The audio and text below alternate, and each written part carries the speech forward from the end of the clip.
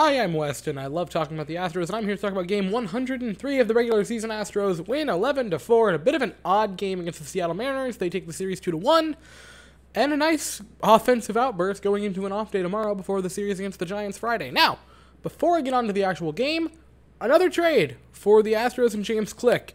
A pretty good one. Yimi Garcia comes to the Houston Astros in exchange for Brian De La Cruz, who was a minor league outfielder for AAA Skeeters, along with Austin Pruitt, who we were probably going to DFA anyway.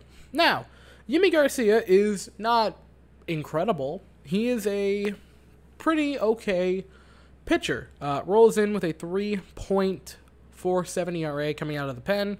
He's played in 39 games this year, 35 strikeouts in 36 and 1/3 innings pitched, a 1.211 whip. ERA plus of 118, which those aren't fantastic numbers. Now, last year, he was incredible. Truly a ridiculously elite season last year from Yimi Garcia. In his 15 innings last year, only allowed 1 earned run, a .60 ERA for his season last year. He was magnificent.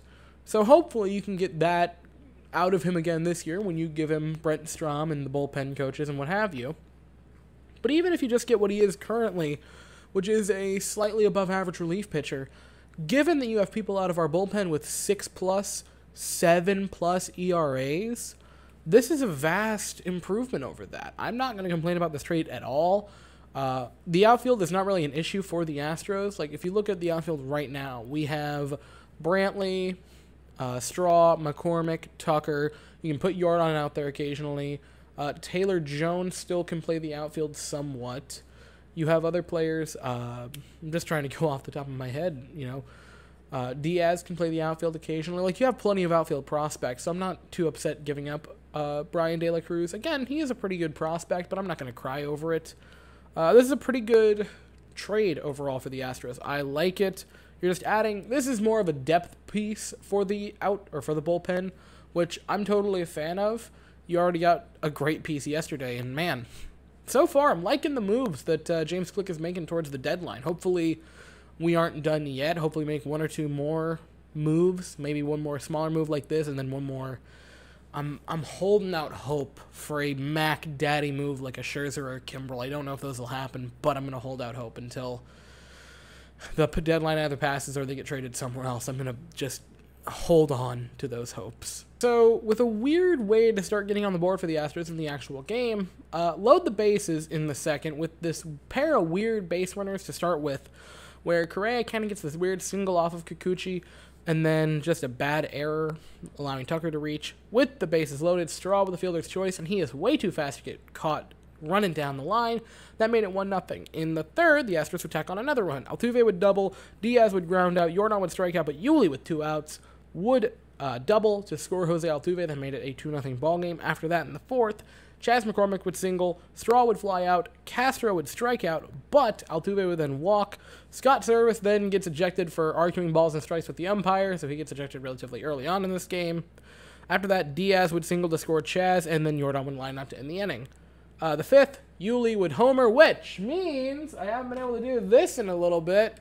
I'm going to bring out the Yuli glasses, because he had a pretty nice day today, and it's a home run, so by law, that I wrote to myself, they come out. The sixth inning would be pretty much the big marquee of the game, right? Astros get on a ton of runs there. Straw singles, Castro grounds out, but moves Straw up. Altuve then singles, and Straw on his horse, just really moving, comes around to score. That made it a 5-0 ball game. Diaz would double to make it 6-0. Jordan would fly out, but Yuli would pop one to the center fielder, and he just kind of ate it while trying to get over to the ball. It drops 7-0. Correa would then come up and double to make it 8-0. Tucker would single, and then Chas McCormick would strike out. But a massive inning for the Astros that could have ended with the Yuli pop out, but we got a pair of runs after that, which is fantastic. Now, bottom half of the sixth, not as good. A pair of home runs by Kyle Seager and a double or a 2-run by Abraham Toro, which Abraham Toro has hit 2 home runs against us in the past 3 days. Abraham Toro, it's weird. It's really weird. Abraham Toro is What's weird is he lost the series 3-0, but neither team got swept. Abraham Toro could not get a break this series. He just kept hitting home runs and his team would lose. Along with that, Rayleigh also came in the 6th and had a rather sketchy outing. I'll talk about that with the pitching lines. In the 7th, Straw would single. He would then steal second. Castro would walk. Altuve would strike out. Straw would just kind of waltz over to third, and no one would even attempt to throw for him to steal third. And because of that, they steal a run with a Diaz ground out because it's not a double play. And instead of being on second, he just waltzes on home. That made it a 9-3 ball game. Yordan would walk, but then Yuli would strike out to end the inning. Javier enters, and he had a rather rough outing. Just no fun, not that great. He would give up a bases-loaded walk. He would also load the bases, obviously. It was quite rough for him. Brian Abreu would come in relief. He would get a strikeout, just a beautiful dot up with the last batter, and he was hype coming off the mound. It was like he was wearing Heelys the way he was just skeeting off the mound. Skeeting? That's what I'm going to go with. He looked super pumped up. He had a pretty alright day as well. Then in the 8th, Tucker with a 2-run opposite field homer would be the last pair of the day. A bit of a wild one today overall for both teams, really. So, pitching lines. Jago DeRizzi went 5 1/3, gave up 5 hits, 3 runs, a walk, and 3 strikeouts. He was okay. Nothing too terrible again. As the 4th or 5th guy in the rotation, that's a perfectly alright day. Brooks Raley was not good. Are we shocked? 2/3, pair of walks, picked up a strikeout. At least he didn't give up any runs. Christian Javier just had an awful day. 2/3 for him, a hit, a run, 3 walks, no strikeouts. He was a little off. Brian Abreu would come in. He'd go an inning and a third. He'd would give up a pair of hits, but he would pick up a strikeout. The one that made him super hyped up to end Javier's inning.